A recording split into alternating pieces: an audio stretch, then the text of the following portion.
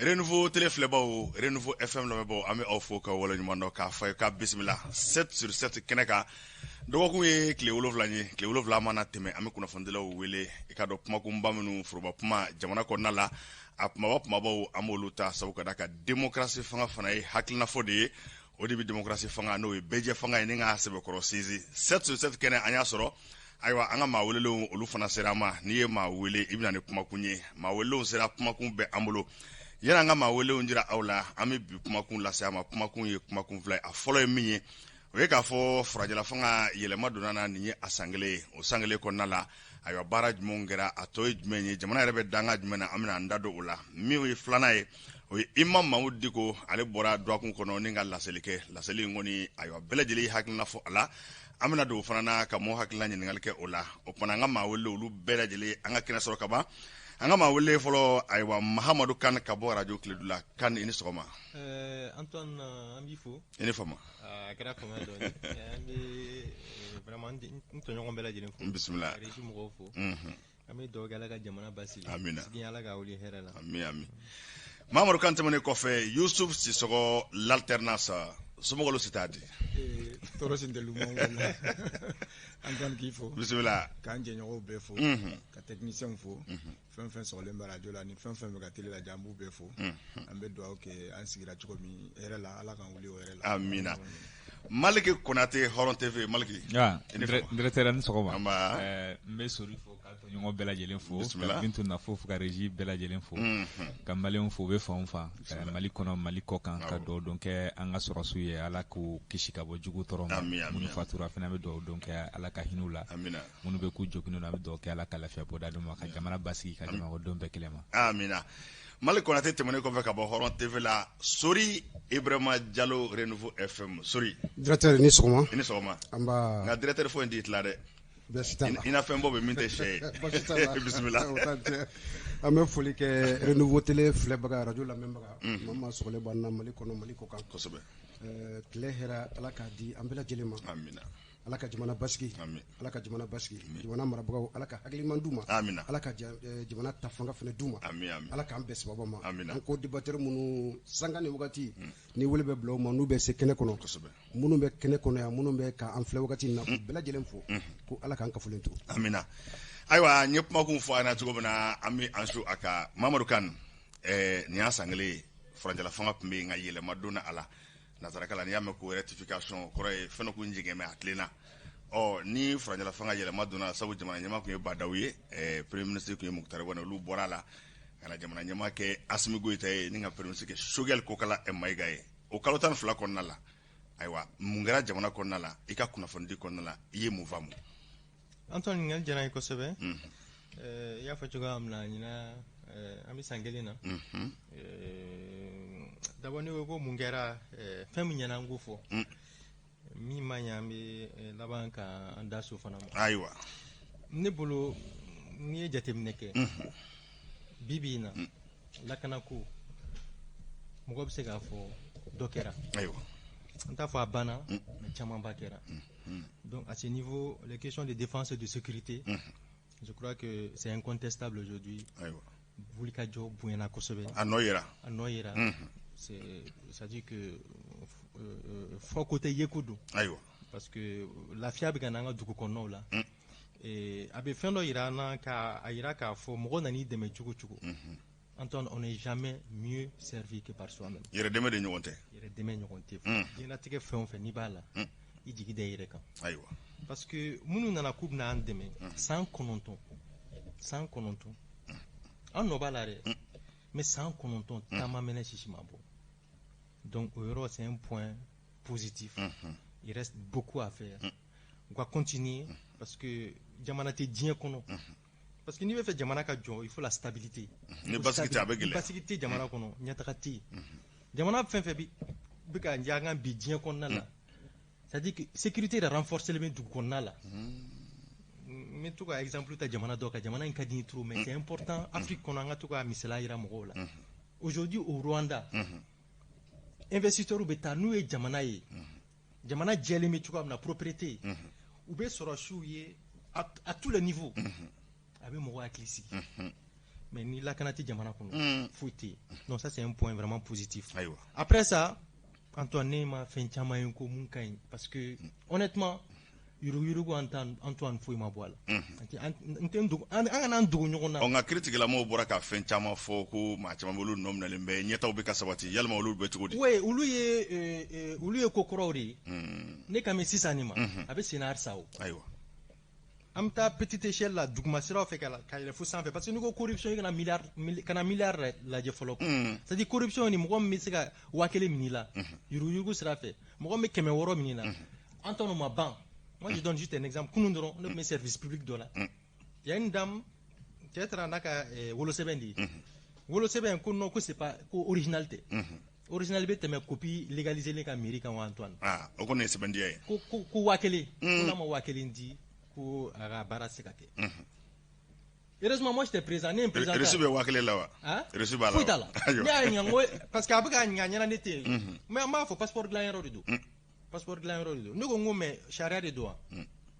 ne kun jɔlen bɛ kɛrɛfɛ ne ko sariya don ko sariya ko non non ko ne ma 1000 sara fɛn tɛ dilan j'ai dit mais a légalisé len tɛ wa j'ai dit d'accord n ye n présenté a la n ye n présenté n ko bon n bɛ taa i ka chef fɛ yen nɔ wallahi Antoine muso tun bɛ maɲumatɔ ko la kun donc o ye misaliya m'o di Mali fan bɛɛ de don les services publics Antoine vraiment baara ka kɛ yurugu in ka jɔ quoi autorités k'u jɔ u jɔyɔrɔ la aspect caman bɛ yen nɔ kurantigɛ ko in Antoine ne tɛ se ka n da bɔ a la parce que ne tɛ se k'a faamuya ko an bɛ nin jamana in kɔnɔ promesse dɔw de taara an ye ko kurantigɛ kɔni ce serait mauvais c'est-à-dire des mots en l'air kuma on a mina minnu nana ani fɛrɛba minnu sigira sen kan yalima olu nɔ ma ye wa non mais an ma fɔ ye on sɛgɛnna de Antoine mɔgɔw tɔɲɔna de quoi c'est-à-dire i bɛ tɔɲɔ i bɛ facture sara foyi tɛ bɔ facture sɔngɔ la mais c'est-à-dire que nin côté in kan ka lajɛ ji ɲuman dɔ de ne t'o de fɔ quoi avec toutes nos potentialités fɛn fɛn b'an bolo jamana in kɔnɔ n'an ma se ka nin régler nin ye malola ko ye donc ça c'est des aspects voilà kuma tɔ kɔnɔna la a bɛna labɔ ayiwa Mahamadu kan tɛmɛnen kɔfɛ Yusuf Sisoko Sangale min ye Asimi Goyita ale ko ye ɲɛmaa danga ye a kɛra ɲɛmaa ye Sogɛli Kɔla Mayiga o sugandira k'o bila premier ministeriya la fanga taabolo Sangale kɔnɔna la a yɛrɛ cogo di ok Antoine i ka ɲininkali diyara n ye n bɛ an lamɛnbaga n'an ka jɛbagaw hakili jigin dɔɔni ko ninnu nana cogo min parce que Bandaw ni Mokhtar Wan de tun bɛ yen an hakili b'a la mois de mai 24 mai Asimi ninnu y'a jateminɛ k'a fɔ k'olu bɛ sira min kan k'o tɛ sira ɲuman ye ko donc fo ka segin u ka fɛn redresser i yɛrɛ ɲumana rectification donc min an bɛ se ka misali di min na hakililajigi min kɛ fana o ye remaniement min kɛra ni en tout cas 5 colonels la mɔgɔ 2 bɔra n'o ye Modibo Kone colonel Modibo Kone ani Sadio Kamara Bandaw tɛ olu bɔ gouvernement na donc o kɛra sababu ye o colonel damaw yɛrɛ tun bɛ ɲini ka kari ɲɔgɔn na donc Asimi ko olu bɛ dangari kɛ Bandaw ka fanga la pour que olu de yɛrɛ dama kana kari ɲɔgɔn na kana kɛ kɔɔriw kana kari ɲɔgɔn na quoi donc o kɛlen an y'a jateminɛ u ye min kɛ o ye de k'i a ye Mamadou Kane y'a fɔ a ka kuma kɔnɔ o ye sécurité niveau ye sécurité niveau la en tout cas an ye min jateminɛ au niveau kɔnɔ la vraiment an bɛ se k'a fɔ jɔ kɛr'o la hali n'a ma ban parce que halisa hali ni san 10 kɛr'o la o tɛ se ka ban lakana nɔ kɔni yɛrɛ lakana n'o jɛra parce que an y'a jateminɛ jadi mɔgɔw tun bɛ an ka sɔrɔdasiw attaquer mais bi an ka sɔrɔdasiw de bɛ t'u nɔfɛ donc a bɛ fɔ min ma tubabukan na la peur a changé de camp donc vraiment ça c'est une réalité mais n'a bɔr'o la an bɛ se ka min fana fara a kan u sera ka assise nationale de refondation u sera k'o kɛ malidenw kɔni en tout cas u taara Mali fan bɛɛ fɛ malidenw mɔgɔw y'u hakilina fɔ mais n'a bɔr'o fila la franchement n'i y'a jateminɛ Mali yɛrɛ de isolé la il y a l'isolement diplomatique parce que an nana an ye décision ta an ɲɛngɛ a bɛ n'a fɔ Mali tonba kelen na wa Mali tonba kelen na kɛla gon kilenna bila ye donc o ye fɛn ye an bɛ se k'a fɔ Asimi ka bilan na san 1 bilan na o b'o la donc o ye fɛn ye o ye kɔlɔlɔ sera kɛra mun ye o ye sanction tara an kama o sanction min tara an kama bi maliyɛn bɛɛ de bɛ k'i yɛrɛ ɲininka bi est-ce que an tun tɛ se ka o sanction ninnu éviter Mamadou Kane y'a fɔ a ka kuma kɔnɔ fana a ko yuruguyurugu tiɲɛ yɛrɛ la yuruguyurugu ma ban parce que an ye pratique minnu reproché IBK la dumkojuguya ani marakojuguya an y'o min reproché IBK la an y'a jateminɛ fɛn ma b'o la parce que misali bɛ se ka di logements sociaux tilacogo donc an y'a jateminɛ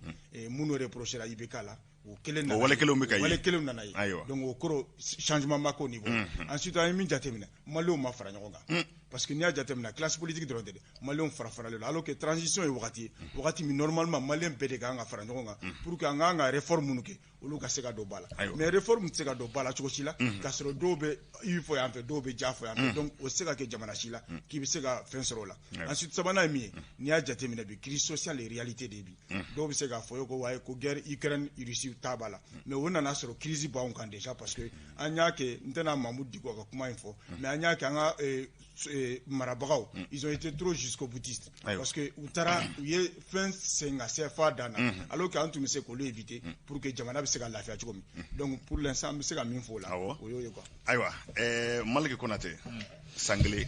kalo 12 don tile 360 ni ko don. Directeur tɛna segin kan ni Sisoko ta kan. Ayiwa fanga ɲɛmaa kɔrɔ u ye mun faamu a la. Ne bɛ se ka mun fɔ kurita filanan kelen rectification. Choukel nominé le 6 ou le 7 juin a kɛlen premier ministre ye a ye kumakan dɔw fɔ bakurubaya la o kumakan ninnu na an b'a ta fɔlɔ yanni a ka se a ka c'est-à-dire a ka présentation ma CNT la a y'a yira k'a fɔ jamana bɛ danko min kan an bɛ don min na ko bi o de ye élection ɲɛnama ka kɛ kalafili ɲɛnama ka kɛ a y'a ka kuma daminɛ n'o de ye a ka rencontre fɔlɔfɔlɔ la a ye experts fara ɲɔgɔn kan n'an b'a fɔ ma n'a yɛrɛ ɲuman ko experts minnu bɛ ka denni sigi ne yɛrɛ ko ka organe unique sigi a bɔr'o la ko tile 10 ale nalen kɔfɛ tile 10 a yirala k'a fɔ ko organe unique a bɛ se ka sigi a tun fɔra ko san 2 min taara ko organe unique bɛ sigi ko kumakan in tɛ sababa ye wa a bɛ se ka kɛ dalen kan wa olu bɛ se ka kalafili organiser an ye kalo kelen k'o la kalo kelen kɔfɛ a taara CNT maaw ɲɛkɔrɔ a taalen CNT maaw ɲɛkɔrɔ a ye axe 4 ta o axe 4 kɔnɔna na a y'a yira k'a fɔ ko u bɛna a ka baara boli nin fɛn 4 de kan fɛn tuloba 4 de kan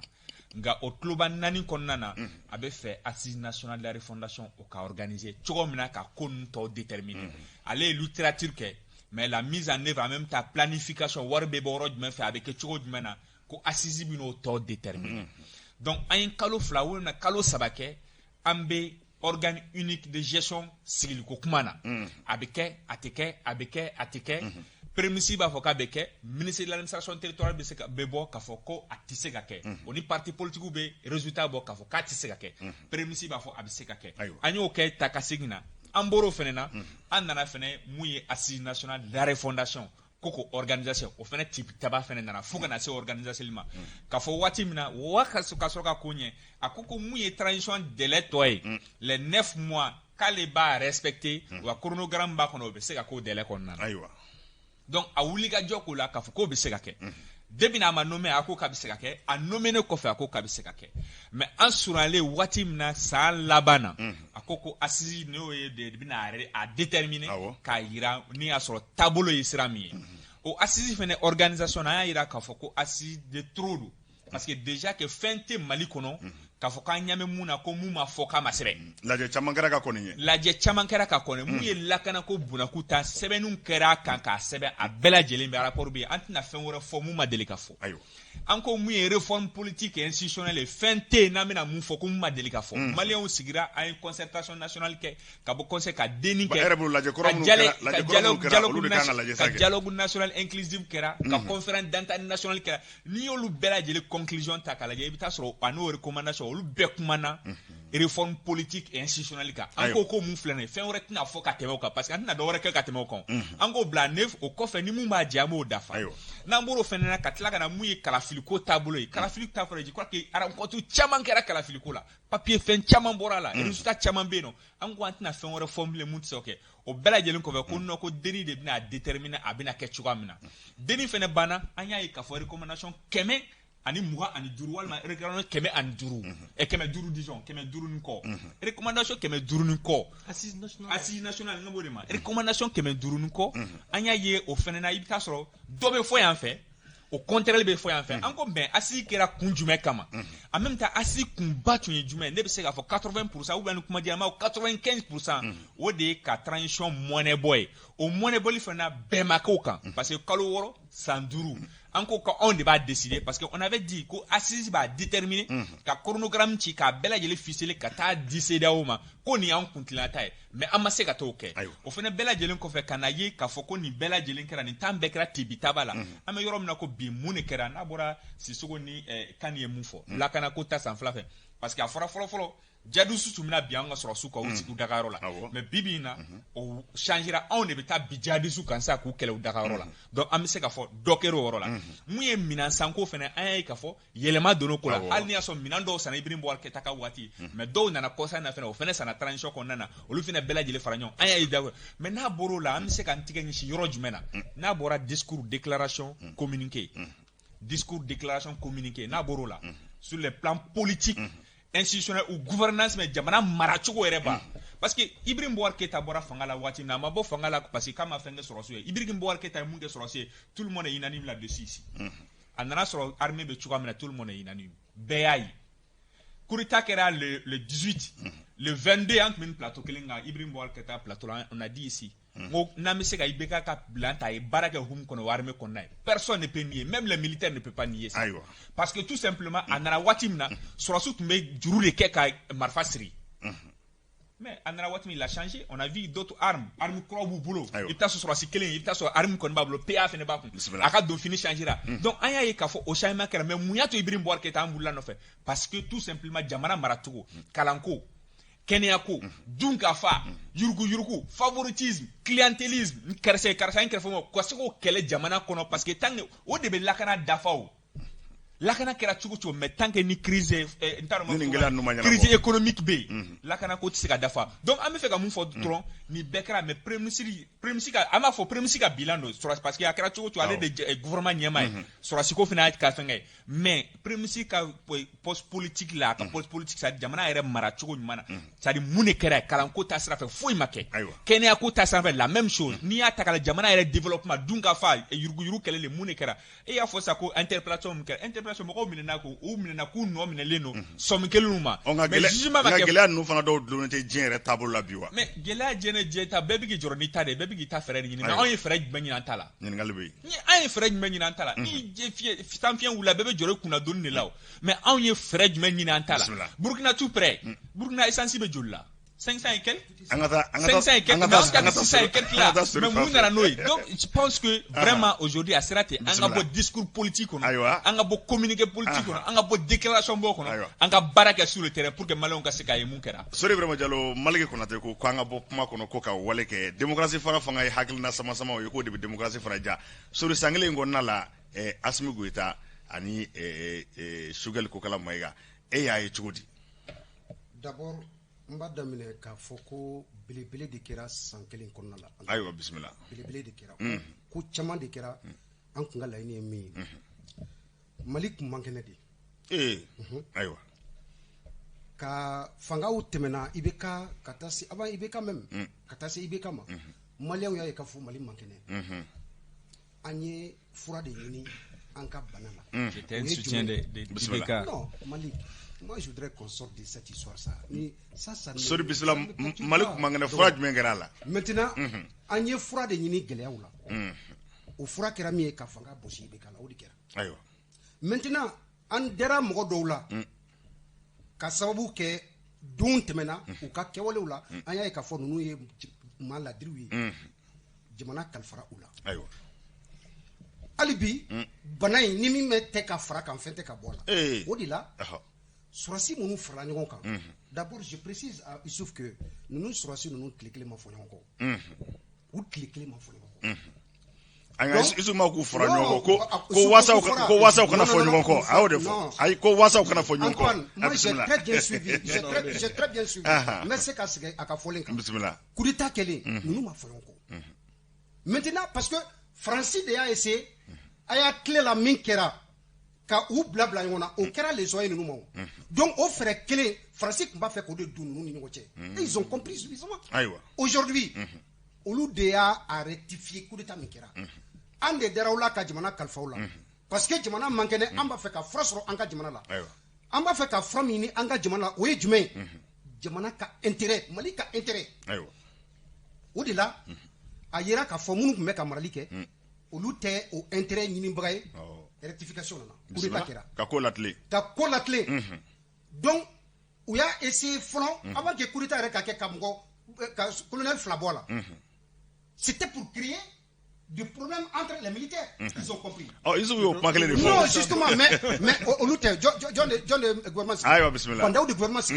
Donc il n'y a pas eu de problème entre les militaires. Pendant il y a eu ces problèmes qui ont eu. Antoine, on en a.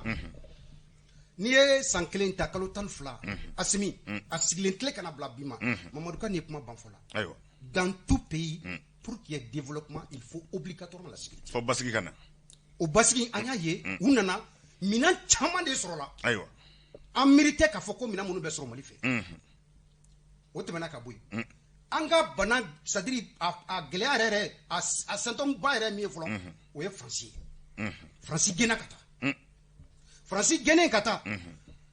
k'u ka ambassadeur gɛn sɔrɔsi jɛkulu minnu tun bɛ an bolokɔrɔ yan n'u an y'u wele u kana dɛmɛ don an ma n'u tilara ka don janfa la ka an tɔ tintin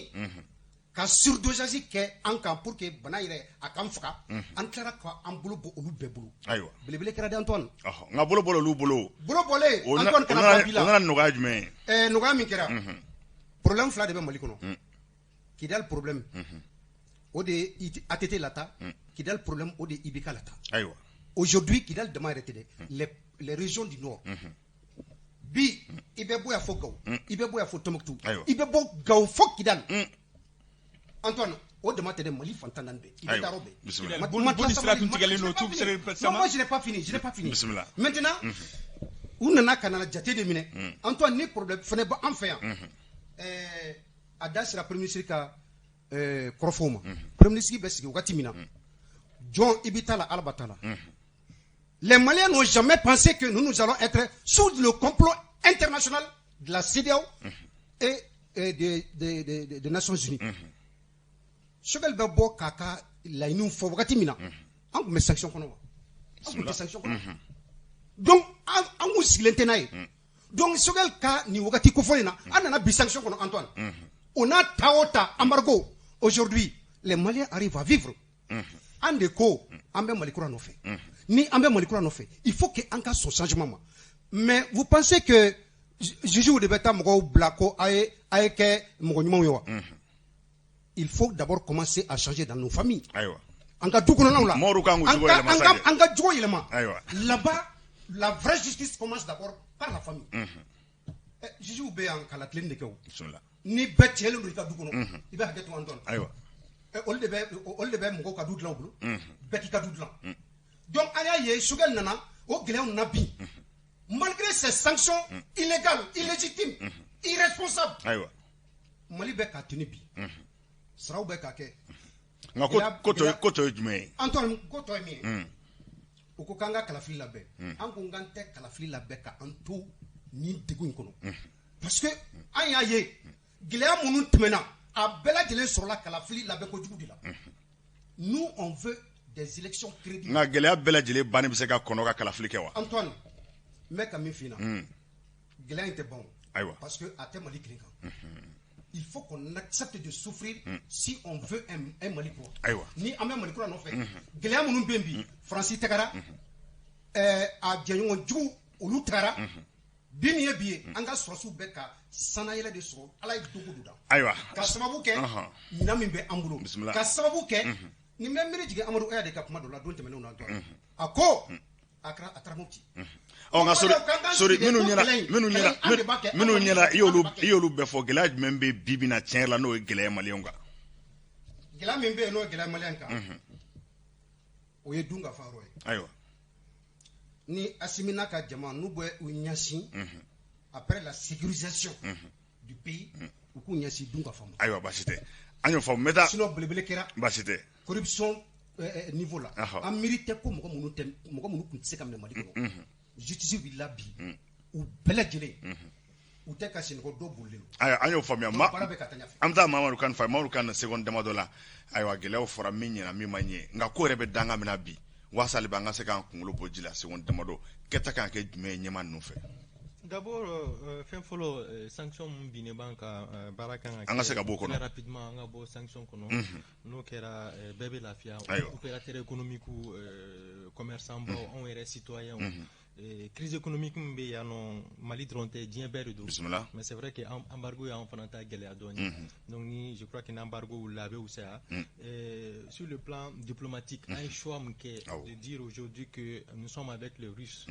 choix min don moi je l'approuve ne b'a approuvé donc on va continuer dans ce sens mais baara ka kɛ c'est le plus important pour moi ni ko ko n tɛ nin fɛ n bɛ nin fɛ an yɛrɛ k'an jɔ an jɔyɔrɔ la administration ka assaini je crois que c'est possible parce que musaka ko la gɛlɛyaba b'an kan ni recette douanière ta je crois qu'à baissera de 70 voire plus %, c'est trop donc ni sanction ninnu wulila an ka essayer kɛsu ka renflouer donc ni économie sigira sen kan ça vous fait glorieux mais sɔrɔ de la mais c'est ça c'est le plus important parce que les temps sont durs partout mais an ka lajɛ Malik l'a dit moi je crois qu'ils doivent réfléchir à des schémas mun b'a to jamana kɔnɔdenw bɛ se ka fiɲɛ bɔda dɔɔni sɔrɔ ka kuma in jɔ ka dɔ kɛ baara la an ka baara kɛ moi je crois que jamana fɛn wulila baara de kɛra basi tɛ Yusuf waati bɛ ka taa ale bi gɛlɛyaw tɛmɛna minnu ɲɛna olu fɔra nka bi ɲɛmɔgɔ fana kan ka mun de kɛ walasa an toro ka bɔ an nɔ dɔɔni ok yanni n k'o jaabi n bɛ n terikɛ sɔrɔ i la tɛmɛ yɔrɔ dɔ la ne ye min fɔ colonel ka ko la n b'a fɔ bɛnbaliya b'u ni ɲɔgɔn cɛ mais n ko remaniement min kɛra colonel fila bɔra alors Assimi y'a ka coup d'état kɛ to a ko u y'o kɛ pour que u yɛrɛ dama kana u kana se ɲɔgɔn ma u kana se ɲɔgɔn ma ayiwa donc o kɛra rectification maintenant min ye o ye je crois que n bɛ fɛ Antoine an ka bɔ littérature ba in kɔnɔ quoi parce que an delila nin kuma ninnu na an bɛ bɔ dɔ kɛra sɛbɛnfura ko in na sa dɔ kɛra nin ko in na quoi c'est à dire que an ka bɔ o la parce que ni ye argument ni débat la i bɛ argument de avancer pour prouver aux gens que an ye nin choix min kɛ nin ka ɲi nin ma ɲi nin ka ɲi mais tuma bɛɛ an b'an disi gosi an bɛ bɔ CEDEAO la CEDEAO ye nin jo jugu ni mais an yɛrɛ ye mun kɛ réellement pour que an ka se ka bɔ nin kɔlɔlɔ in bi a donna k'a fɔ an tɛ se ka bɔ CEDEAO kɔnɔ parce que an bɛ ka boli olu nɔfɛ bi pour que u ka se ka sanction wele donc je crois que o sanction in a kɛlen don ka kɛ dankari min kɛ Mali la n'i y'a jateminɛ secteur privé yɛrɛ presque o bɛ ɲini ka sa société ne yɛrɛ b'a dɔn société min datuguna bi a kuncili tɛ se ka ban donc Malien o société ninnu fɛn o fɛn chef de famille de bɛ baara k'o la donc olu caman de taara chômage la bi a bɛ k'o min fɔ ko Mali sera k'a tuni n bɛ fɛ k'a fɔ a ye Mali sera k'a tuni cogo di parce que hali salaire ko o ye problème ye ni n'a t'a dɔn nin information min b'a fɔ bi k'a fɔ école karamɔgɔ dɔw ye baara dabila déjà k'olu m'u ka sara sɔrɔ donc n bɛ fɛ ka min fɔ an ka bɔ littérature discours ba in kɔnɔ et je crois que autorités y'an ladili o discours de la on dirait que ils ont même peut-être intérêt o crise in de ka continuer pour que olu ka se ka maintenir u ka poste la donc vraiment an ka bɔ nin fɛn in kɔnɔ an ka baara kɛ pour que jamana ka se ka lafiya cogo min Maliki Konate ne bɛ fɛ ka mun fɔ ka mun fara Sorita kan Maliki bɛna fɔlɔ Sori ye min fɔ n bɛ segin o yɔrɔnin kan dɔɔni a ko caman kɛra an dɛmɛ minnu nana k'u b'an dɛmɛ u nana don janfa kɔnɔ Faransi kun y'an jugu ye olu bɛɛ taara nka diɲɛ bɛ yɔrɔ min na bi hali ni Mahamadu yalima i bɛ se k'i tɛgɛ bɔ bɛɛ bolo sabu nansaraw b'a fɔ cogo min na l'interdépendance diɲɛ bɛɛ nɔrɔlen bɛ ɲɔgɔn na bi jamana ɲɛmɔgɔw kan ka mun kɛ bi teliya la an ka se ka bɔ nin na aucun pays ne peut vivre en autarcie jamana si tɛ yen nɔ k'i bɛ balo kelen na o tɛ yen diɲɛ kolosolo ɲɔgɔn na je crois que ala ka ɲɛmɔgɔw ye faamu o de kosɔn u bɛ wulikajɔ la tile fila nin na ka se ka taga mais min fɔ Sori ɲɛna dɔrɔn pas pour que ka se k'a kɛ ping pong mais n bɛ fɛ ka mun fɔ on peut pas rester à Bamako ici parce que ne bɛ se ka bɔ n ka quartier la ka taa quartier dɔ la et ceux qui sont au nord au centre k'a f'u ɲɛna ko bi u bɛ se ka circuler librement c'est-à-dire c'est comme an b'an sigi plateau kan an b'u neni tout récemment même hier la route de Douanza ne fana bɛ n ka dalu de la route de Douanza bon ni gosi a tigɛlen don maa minnu bɛ ka taa Gao u ye tile fila de kɛ Douanza 3 jours bɛ Douanza u dalen bɛ yen nɔ u tɛ se ka taga et quand tu dis que la route est libre olu bɛ yen nɔ u bɛ tile 3 tile 4 u dalen bɛ Douanza u tɛ ka se u ka denbaya la fo dɔw bɛ yen nɔ u bɛ taa Burkina fɛ ka taa Niger fɛ ka sɔrɔ ka taa Gao c'est comme i kana taa i kana fɛn dɔw bɛ yen nɔ kan'o fɔ an bɛ se k'a fɔ avancée dɔw kɛra mais i k'i sigilen to k'a fɔ ko fan bɛɛ lajɛlen fɛ i bɛ se ka circuler librement c'est comme i y'olu fana dɔgɔya olu tɛ maliyɛn o ya donc an ka se ka kuma dɔ k'an se k'an tɔgɔ tɔgɔ la parce que an bɛ plateau kan cogo min na ka se ka bɛɛ ɲɛ k'a fɔ Bamako an bɛ libre circulement yɔrɔ dɔw fana an bɛ libre circulement mais yɔrɔ dɔw fana gɛlɛya bɛ fo fana ka fɔ filanan fana jumɛn bibi in na ka se k'a fɔ an ka ɲɛmɔgɔ in na foyi tɛ se ka baara kɛ a place la baara fɔlɔ ye fɛn min ye o de ka baara kɛ c'est à dire fɛn min b'a to an bɛ se ka bɔ nin situation kɔnɔ négociation tɛ fura foyi tɛ yen nɔ k'an bɔ nin situation ni baara tɛ tant que n'an ma kuma dabila ka baara kɛ imagine 8 mois 40 communiqués en raison de 10 communiqués par mois 10 communiqués par mois i bɛ taa jamana kan quand Rwanda cité et il ne parle pas il travaille même actuellement il ne parle pas mais il travaille bɛɛ bɛ kuma dɔ f'u ma mais b'u ka baara kɛ Paul Kagame il travaille bɛɛ bɛ dɔ f'a ma mais il est en train de continuer de travailler on parle de la Russie Poutine n'a jamais wati d'autres ma ka dogone noa parce qu'il ne parle pas avec bara de ke bara ale ka bara kele terrain les autres on parle moko to be soro ale ka bara kele mais lui-même ne parle pas mais ne bolo bibi na bara folom kan ke wodi ka kuma to folo kan yeshi bara ma jamana be situation am se ka bon no domina am se ko fenga na fana mi fo o tanu bi fo asimi ma kuma chama ka fo ko ati kuma bara ke asimi be te kuma mais ningo kuma mais John be kuma gouvernement to la Assimi donne son aval, communiqué Jolikera. Assimi ne parle pas, c'est-à-dire qu'il faut mais il parle à travers le communiqué. Parce que le communiqué, c'est lui d'abord qui donne son accord. Allez, les derniers mots, n'allez son atekala. Donc, me fait qu'un moufo, au Rora, Namburo Rola. Flana me fait bien Munkangake. Ou des bibi na ka malien ou franyonka. C'est vrai, unanimité te fanchi fait qu'à Bella Djelin qui fait aller à la miambeda, bema son alay. Au tisse que me ka jama famba franyonka na farafral do jamana ko do nyonchi. K'a fɔ ko dɔ ye faso den jugu ye dɔ ye faso den ɲuman ye n'o kɛra sababu ye o fana bɛ na ka ko tɔ juguya n'o fana kɛra o fana bɛ kɛ tiɲɛni sabanan fana ye jumɛn ye o de bi na an bɛ yɔrɔ min na komi sisan an bɛ danga min kɔnɔ diɲɛ birili ka firi Mali kan an ka mun de kɛ cogo min na diɲɛ bɛ se ka kuma premier ministre taara Qatar a fɔra ko 15 milliards bɛna di Mali ma mais u ye mun de fɔ a condition ani communauté internationale ka taa ka sigi ka kuma ne ma kuma fɔ dɛ premier ministre de y'a kuma fɔ mais wari di ma ka n ga don a la premier ministre de y'a kuma fɔ télévision nationale k'a fɔ Qatar ko k'u ka taa u ni diɲɛ mɔgɔ ka sigi ka kuma u ni communauté internationale ka kuma an bɛ wari d'a ma n ga ne tɛ taa ye ne tun tɛ Qatar mais premier ministre de y'a fɔ télé la k'u ko u ni diɲɛ mɔgɔ ka sigi ka kuma ka b'o fana na an y'a ye fana an bɛ ka wuli c'est pour cela que an n'olu fana kan ka sigi parce que diɲɛ kolosolo ɲɔgɔn na hali sanni siraw fɛ tani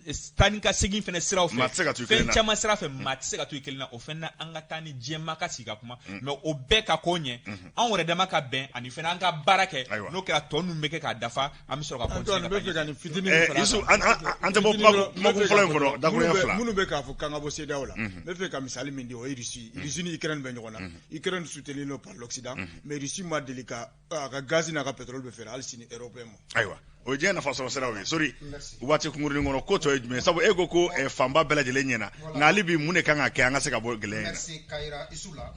an tɛ discours ba la an tɛ littérature ba la je crois que n'an bɛ Mali kɔnɔ bi tous les Maliens ont compris que Assimi nalen tile kana bila nin wagati in na san kelen kɔnɔna la discours ba tɛ yen littérature ba tɛ yen baara de bɛ yen o misaliya jumɛn Malgré communiqué hakɛ dɔ fɔ dɛ n bɛ nalen o n bɛ Issouf de jaabi fɔlɔ avant que n ka se Mali ma waati bɛ ka courir dɛ sori non mais Antoine i bɛ taa nin fɛnɛ ma parce que ils ont suffisamment de temps pour s'exprimer mon problème c'est quoi an tɛ discours ba la an tɛ littérature ba la nous avons compris que communauté internationale bɛ kalafili lankolon de nɔfɛ an ka jamana kɔnɔ et c'est ça qui constitue aujourd'hui notre problème an tɛ taa o de la an y'o faamu ka ban maintenant mun bɛ ko o ko ninnu suguba o ye Faransi de hali ye Faransi gɛn o ye discours ya o ye littérature so an tɛmɛ n'o yɔrɔ kan o non an ma tɛmɛ n'o yɔrɔ kan bisimila fanga kan ka mun de kɛ sisan wale la n bɛna le Antoine parce que problème bɛ yɔrɔ min na il faut que an ka dɔn le problème du Mali c'est qui est le problème i y'o fɔ ka ban i da ser'o ma ka ban o tɛ ko dɔ ya ko an ka kalafili lankolon na bɛn nka an t'o kɛ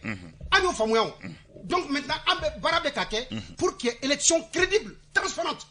élection résultat mana dit qu'il y ait aucune reproche c'est de ça qu'on veut maintenant ada sera fais-moi Malik ada sera c'est justement une comparaison communiquer quoi de là non communiquer quoi de là c'est une comparaison qu'on est en train de faire ici on a parlé de 1 an du bilan de Assimi kono ani wakati munu temena avant que Assimi n'arrive mune kera Assimi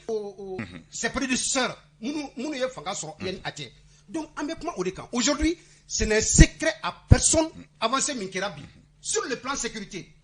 bi mo si tsika dum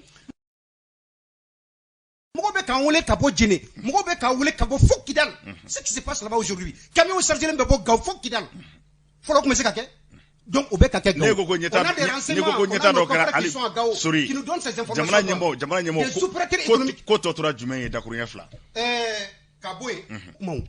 olu hakilla avion munu ni morfa munu ni char munu ni radar munu me ka sa et ali ko jone ka wardu c'est nous qui sommes en train de travailler en nebe ka barake minam be ka san o wardi la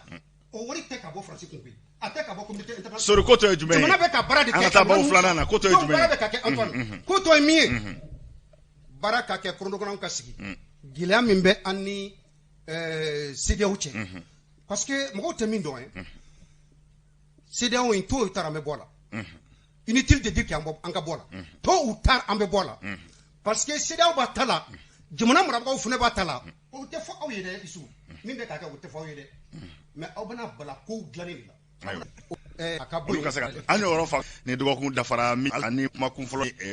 Sogɛli Koko la makɛ ka san 1 fanga na n'o bɔra ye kumakun filanan ye min ye dɔgɔkun kɔnɔna la Mamudu Diko bɔra a kuma na Mamudu Diko kuma na bɛɛ lajɛlen kɔni hakilina fɔ sabu bibi in na ayiwa ni kuma kɔni kɛra diɲɛ kunnafoni disara kura fɛ a bɛ cari fa bɛɛ lajɛlen fɛ Mamadu Kane ayiwa kuma kun basigi mɛ dɔɔni foroba kuma nka dɔgɔkun kɔnɔna la Mamudu Diko ka kuma ye a ye foroba kuma sɛbɛkɔrɔ yuguba ayiwa ko in e y'a ye cogo di bon ni ye Diko ka nin sorti jate minɛ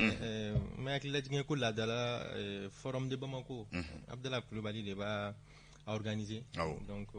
ale yɛrɛ tɛ mɔgɔ dogolen jamana in kɔnɔ a bɛ Diko invité je crois san o san o de hukumu kɔnɔna la a ye kuma ta kuma jan yɛrɛ tun tɛ mais a ye kuma minnu fɔ a kɛra kumabaw ye minnu tora mɔgɔw hakili la kosɛbɛ n bɛ hakili lajigin fana kɛ nin t'a siɲɛ fɔlɔ ye je crois que c'est le même Diko qui avait qualifié Bandao de président distant, Mokhtar Wane premier ministre froid, Assimi Goïta vice-président je ne sais quoi. Donc ouais les gars, c'est ouais qu'à retour courrier quoi. Donc mais cette fois-ci sauf que comment ingiriara doni parce que koko anga jamana marabago ko ils sont arrogants. Au fond mani bamana la ko sebo. Voilà, ni ko va ko bamana la mo aba keto. Abi ku jabaya ko fo. Voilà, Moulibalia. Abi yere baya ko fo. Abi fenchaman fo. Aywa. Bon, imam aklinata oye, o tena aklinata. C'est vrai que ama en autorité dron doya, disons, ama kuma takulu dron sokara ko communauté internationale a eu le orgueil fort. Et voilà, islam dîner là, ar chrétien dîner là, nya fara ko arrogance ou orgueil, te fait makanga comportement non adopté akoko classe politique moribonde na fanga politique moko kulu kumsa ulu sulu sala lu tu moi je crois que le moment est mal choisi et honnêtement je crois que avec moi faut kuma badu parce que ni koko autorité est arrogant et ne ba kila digin dronke arrogance borami aywa anga kila di arrogance borami. Moi, j'ai condamné sur le même plateau Banaoni Mokhtar Wane Minala Tugamna. Nya fongo amake sharia kono, c'est pas normal. Mais au quoi fait Mounikera? La France de Macron, de façon unilatérale, coopération Mouni Malitia sur le plan militaire, la suspend. On m'a fait un faux Mali autorité. Moi, je crois que Kobe Djoué Nini. Donc, notre arrogance sur là. Si arrogance à ce niveau, l'arrogance vient de Paris. Clairement. Parce que notre famille en 2013, on a des lettres qui appui aérien. De la banque, où n'en a eu je crois qu'il a été accueilli en héros au Mali. C'est l'un des plus beaux jours, sinon le plus beau jour de sa carrière politique. Tellement ils sont déjà. Non, attends, on peut quoi faire? N'arrogance comment fera? Moi je suis d'accord donc il a sur le plan sécuritaire mais chama me uluma ino me ulube obetse ka résumé ko arrogance ne était arrogance le yoro on kan Mamudu Diko ay kuma jerewa akilata de donner akilata bunya mais ne t'a partagé ne t'a akilata partagé ne akila bara mukera bara megake même le fait de dire que on a le droit de changer de partenaire. Antoine, c'est notre souveraineté. Jamano, Jamana, Djiakono, qui tisse qu'un partenaire diversifié. Il est sa joie là. Mais c'est ça, mais comment vraiment faux? À fora de quoi aujourd'hui, on va aller voir ailleurs. Ailleurs,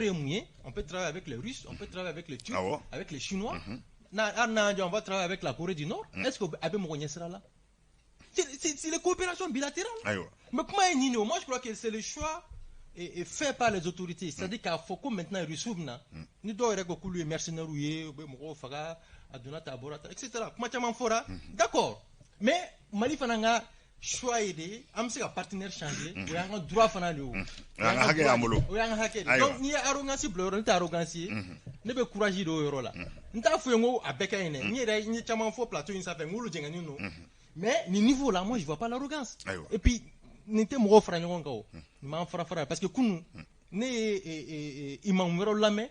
D'autres leaders religieux, au lieu de galon faux, le pays n'a pas besoin de ça maintenant. J'ai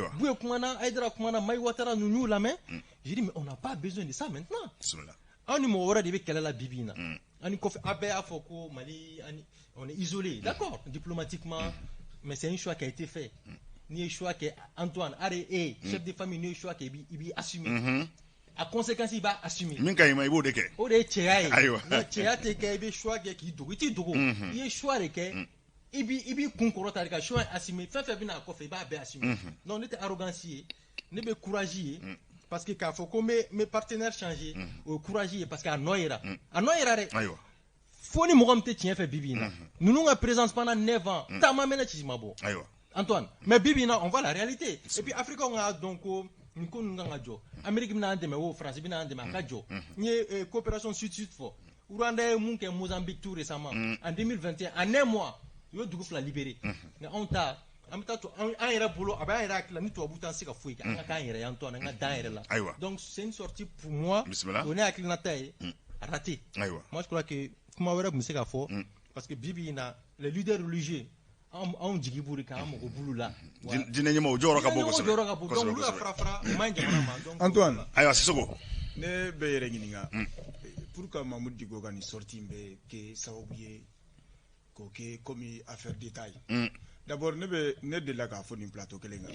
n ko leader religieux foyi tɛ yen min tɛ leader politique ye ne bolo n'u b'u ka misiri la imam n'u bɛ sur le terrain politique ils sont des leaders politiques ils peuvent donner leur avis donc Mamadou Dicko ma foyi kɛ il a donné son avis sur une situation qui est là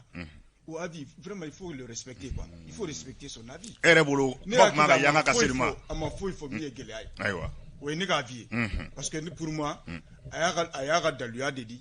a ko autorité bɛ nin kɛ communauté internationale bɛ nin kɛ peuple de bɛ ko nka a ye kuma minnu sugandi nanzarakan la n'i ko orgueil ani arrogance n'i k'i b'o ɲɛfɔ bamanankan la yalima o tɛ kuma gɛlɛn a bɛ ka ɲɛsin mɔgɔ minnu ma wa peut-être que ne t'a fɔ plateau kan n t'a fɔ le public la mais n'ale y'a fɔ ça n'engage que imam Mariko imam Mamadou Dicko donc ne b'a bila o hukumu kɔnɔna la et puis liberté d'expression Mali mɔgɔ tɛ se k'o empêcher parce que o ye c'est un des principes bɛɛ kan k'i hakilina fɔ bɛɛ kan k'i hakilina ayiwa donc o hakilina n'a fɔra peut-être bɛɛ bɛ se k'a interpréter cogo min man di diya maintenant k'o de k'an bolo fɛn ye moi je crois que a ye min fɔ honnêtement mɔgɔ maliyɛn caman bɛ yen min b'o fana fɔ bi parce que bi an yɛrɛ ka sama-sama na ni communauté internationale ka sama-sama o kɔlɔlɔ danna bi an peuple kan peuple sɛgɛnnen don mɔgɔ tɛ se k'o di ye o kan. nka e yɛrɛ bolo a na gɛlɛya dɔn ani fanga cɛ wa. gɛlɛya dɔn ani fanga cɛ ou pas ale y'a ka avis de di. maintenant aux conséquences peut-être qu'ale ni fanga b'o gérer. ayiwa basi tɛ mais moi je crois que franchement il faut qu'on respecte en tout cas les avis des gens. ayiwa Maliki Konaté. Bon, moi je respecte l'avis de Kanye, mais je pense qu'il faut mettre les propos de Mamadou Dicko dans son contexte. ayiwa a n'a tun bɛ yɔrɔ min na k'a bila minɛn kɔnɔ a n'a tun bɛ yɔrɔ min na a y'a fɔ hukumu kɔnɔna na i b'a bɛɛ de fɔ a y'a daminɛ n'i y'a bɛɛ ta k'a lajɛ parce que n'i sinsin kumakan kelen kan arrogance par exemple n'i y'o ta k'a lajɛ mɔgɔw bɛ arrogance o kuma in fɔra kɛla gɛlɛman ye mɔgɔw b'o ta mais orgueil ka jugu ala yɔrɔ ka tɛmɛ kan b'a dɔn non je sais mais orgueil mun filɛ nin o ka gun ala ye ka tɛmɛ fɛn bɛɛ lajɛlen ka yɛrɛ bonya munya to kuma bɛ gɛrɛ an bɛ fɛn dɔ fɔ irresponsable que telle autorité est irresponsable mais a taara di bamanankan na kɛ a fɔli ka jugu k'a fɔ i ka faama i bɛ se k'i faama jɔ ko toi tu es irresponsable mais k'a fɔ a ɲɛna bamanankan i tɛ sɔn k'a fɔ bamanankan na parce que a cɛ ka jugu bamanankan na yɛrɛ orgueil ye jumɛn ye yɛrɛ bonya arrogance ye jumɛn ye kafa ani yada bamanankan na ne ka tradition tɛ la tɛ don détail tɔ mais français n'i ko k'i b'a détail de détail b'a la o mais a ko a wulila kun mun na k'a ye n wele ko da kuma ko bɛn k'an bɛ kuma bɛn jumɛn kan il a dit très clair c'est à dire okumu de kɔnɔ an bɛ kuma bɛn jumɛn kan maa minnu bɛ ɲɔgɔn na an bɛ don min na ko bi olu bɛ bɛn cogo di alors que jamana kɔnɔdenw b'olu fila ɲɔgɔn cɛ olu talen don otage la dɔ in bɛ yen o kafalen don dɔ in bɛ yen o yɛrɛ bonya b'o la a y'o de fɔ dɔ in kafalen don a ka position kan dɔ in fana yɛrɛ bonya b'ale la parce que ale fana tɛ fɛ ka tugu dɔ in kan jamana ɲɛmɔgɔ ani diɲɛtɔnba ka bila hukumu kɔnɔna na a y'o de fɔ ko hukumu na bɛn bɛ se ka na cogo di tant que ka nin position to yen nɔ il faut que nin fan fila bɛɛ lajɛlen k'a lajɛ mun bɛ se ka na parce que bibi na kan nin kumana jamanadenw ka sufɛ bibi na gɛlɛya ka jamana kɔnɔ à part le truc nka e ka kuma fɔlɔ kɔnɔna la ko malidenw de kan ka fara ɲɔgɔn kan bi yalima nin wale in min mɔgɔw fara ɲɔgɔn kan de wa a bɛ mɔgɔw bɔ ɲɔgɔn na de au contraire nin wale in bɛna kɛ sababu ye ka situation décamper an ye mun fɔ ne ye fɔ jamanadenw ka fara ɲɔgɔn kan mais nin tɛ ka jamanadenw fara fara o il n'a pas parlé que maliyɛnw fara faralen don a m'o fɔ ko maliyɛnw ka fara fara o mais a ye situation de fɔ min qui est réel qui est là a bɛ yen a y'o de fɔ pour que ni situation la communauté internationale, la communauté internationale il reste glingina. Même tu mets la communauté internationale représentée, il était là-bas au présidium. Le présidium non. Ameka taoro au comment il est bay, au de quoi c'est en même temps il a dit une société civile inexistante. Oh, bay ta sur quoi ça. Mais bay ta sur quoi na. Maintenant ni mo comme ni joke mo Digo era boko na mo Digo be hokumu juma kono. Absia ka be politique no comme agoko c'est-à-dire politique moribonde en même temps ka foko et sauter. Na te politique bina kono, abe société civile bina kono. Donc lui-même il est dedans. Allez reba kono mais ne okebe bo kono kebe mo Digo bo kono no kai kuma mfoma ben mais il faut contexte do la ayen wole kana ko ngana kuma benka mais bem se aga chodi kanto ni situation konana tange ni situation mabege mune be se aka anko jamana do nga faranyonga ni so classe politique be we olu yake na ufo teno société civile o fene teno nyemo fene ku sigi ka demana ka kena fo ka sera fene to la communauté internationale ame faranyonga chodi il a dit ça la situation une situation qui est là solution me sera là chodi mais ni problème identifiera solution mais là mais ni problème ma identité solution même sera là je pense qu'il a dit ça aya fo contexte ngono aya fo fene ka labani kuma bien ka bado kuma mu folen fene na mandi clos là amandi mautlo là bado kuma mu fera mandi mautlo là mais c'est réel abse que na le bora aya fo tlong mangu na le bora obse ka le mine ça comme na mine na ka de kuma jane il a dit ça très clair il a gata sur fa juste deux mots pardon malga fa d'accord ya juste deux mots sorry pas dire ça deux mots je crois que en contexte ko kuma là à mes plateaux de santé. Je crois que depuis le débat d'Amnena, Youssoufo, Sorio, Maliko, Néo, Anchima, Kumafo, comment me sera bouillant à ce niveau de là. En contexte là, les mots utilisés, en arrogance Koukma là, allez, arrogance définition pour français, Bamananga, comment on fera un mot de détails. Mais comment on fera au Sorry, Bremadialo. On connaît le contexte. Maintenant, on est en train de peser les mots. Mais comment on fera au comment on fera pas Griera? Sorry, Bremadialo. Sorry, bismillah. Mamoudou Gokma. Antoine, merci beaucoup. Mahmoud dit qu'aujourd'hui, moi, à sa place, voilà Maliko l'année Bendadi. Mahmoud dit que c'est comme la place de Souris. Je vous en prie, je t'ai pas interrompu. Horoyala, Billahi, Nebendadi, ne Congolais, Kassababu Kedjume. Mahmoud Diko est comptable du bilan de tout ce qui s'est passé depuis ATT clé là. Faut qu'on a blabila Malikono. Anoba Bela. Anoba Bela Dababela. Bismillah. Antoine Anga Sabali Sanga tient fort. Aïwa. Moi j'apprécie la sortie des leaders religieux. Ils sont en train de cadrer Mahmoud Diko. Solangata Bonangala. Obeka Mamfo. Ikoko Aydera Bora, Mai Watra Bora, Sherifou Bora. Olube ube dabe fliklina Mahmoud Diko kele nie Mahmoud Diko ka kewaleta fanga fin fait maintenant adante ka premier ministre dit chef du gouvernement ne kam go dile fle a tiene ubebulu Antoine il est premier ministre d'ici juli aka tien ayo il est premier ministre blada ngona kundi maintenant malien de kloba anna bela jelen ba don Mahmoud Diko min keleme malikono min be kake malikono ni Mahmoud Diko bi se ka rebo la aywa arrogance ko kuma teya mali joko kuma de be on a démocratie frate hakilina foy wa so problème be romina démocratie de hakilina foy wa forum de Bamako de Keneka tem ko ye jumay de femme paix et sécurité Antoine ni jamana be gele ko aw wulela ayna anga sigi kapuma am se ka boni gele en ko chudi ale bise ka yada ko kuma foya abise ka kafale ko kuma foya asimi asembo akono ko kata Mahmoud Diko fi ni yada lidu ni kafado ade de président ya be Mahmoud Diko sans fait aywa obise ka foko ti yada lenu président ka déplacer kata Picasso e changa sabali ça na sori démocratie hakilina foy wa akilina ka fo boyani krama kono moi j'interpelle Assimi ne ka premier ministre ne te janay machika doya on est dans une transition on fait un coup d'état on assume doyama Mahmoud Diko aka sabali ma bade do jamana kono aywa kuma do be na bora leda a chemany et puis aller premier ministre fendi a tiena bebolo madikola bismillah e kam ko dilo iti dade tin ça nous na l'entlek na blabila am ko alhamdulillah Mamadou kan ñeu de fo diversifier les partenaires ça veut dire quoi le Mali était malade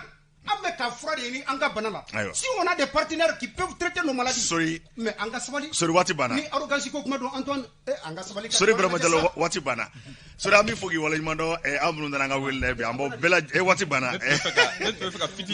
Malgi wati no waraka ba ambo blashe wala. Ma maru kan ko yanga ma wele ndo be kabara jo klelo la Yusuf Sissoko l'alternance malgi konate horo TV Sorry Brahma Jallo Renouveau FM forba kuma ikaro alla nya mono bo lere fla lere sabate banga ngira motlo no nya garse bi ami aw bela jele foko wala nyor ne ko bi 7/7 mamunu nye negaw bara abse ka anja nyuma na maka nyuma soro tugo mina ikaro Usman Togo kase bitu na poma aywa ambu bela jele fo dande fulu mina minu fana be ka tari safe anga fulu be nunu bela jele ni ala sona masibri wore ani sa kabasiri ba bi nyon soro ni kene kele ambi aw bela jele foko wala nyuma ndo ni ala sona ma bela jele ka hamina ko emi o maliko ala ka maliko suma ala ka mali aywa ninga se ko hirwa ambi bela jele fo ka be wala nyuma ndo be kelengele ki wasado yere la sabu je fa be ko dongo de ko sema ke madomi onafo ninde kunye bi 7/7 aka mbe wati wore na foni dugu jera